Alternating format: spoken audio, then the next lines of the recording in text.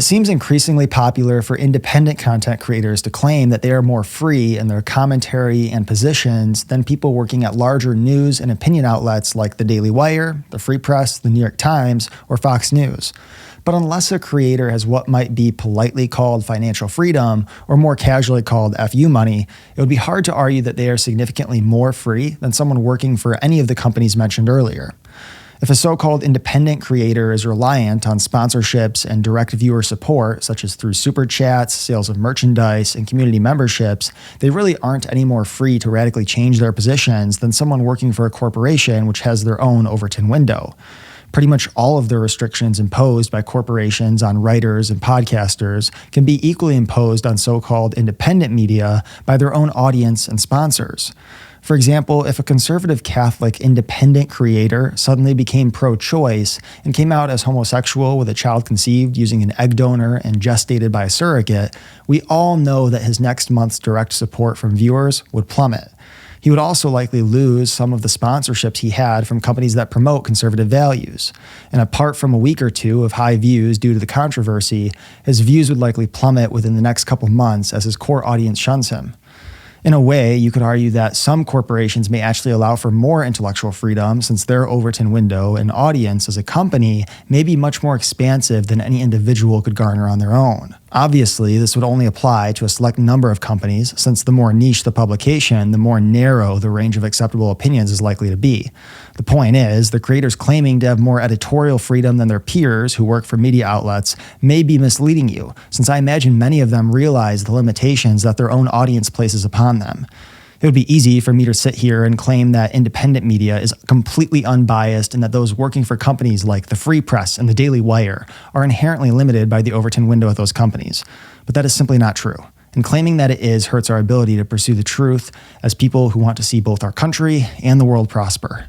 So the next time you hear someone accuse Turning Point USA or another nonprofit of being beholden to their donors, you would do well to ask yourself if the person making the accusation is beholden to their super chatters and audience's support, which they likely realize would dwindle if they radically changed their own positions. This also raises the question of which comes first, the chicken or the egg. Do nonprofits, podcasters, and companies form their principles and positions first, which attracts like-minded supporters, or do they simply take on the mold of whatever their financial sponsors sculpt? While outlining this video, my initial inclination was to provide some helpful principles to determine if someone's position exists independent of financial support or because of financial support. But I'm not sure that it matters. It isn't as though anyone is forcing you to believe something. If you think someone's message is inauthentic, fine. You don't have to support them or consider their message at all if you don't want to. And if you think they are wrong, you're more than welcome to fund a counter-organization or challenge them to a debate. However, simply discounting their position as being influenced or determined by donors is lazy and unpersuasive, even if it is true.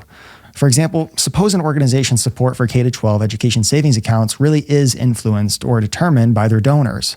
That doesn't mean that their position is necessarily wrong or that you would benefit from ignoring the arguments that they make.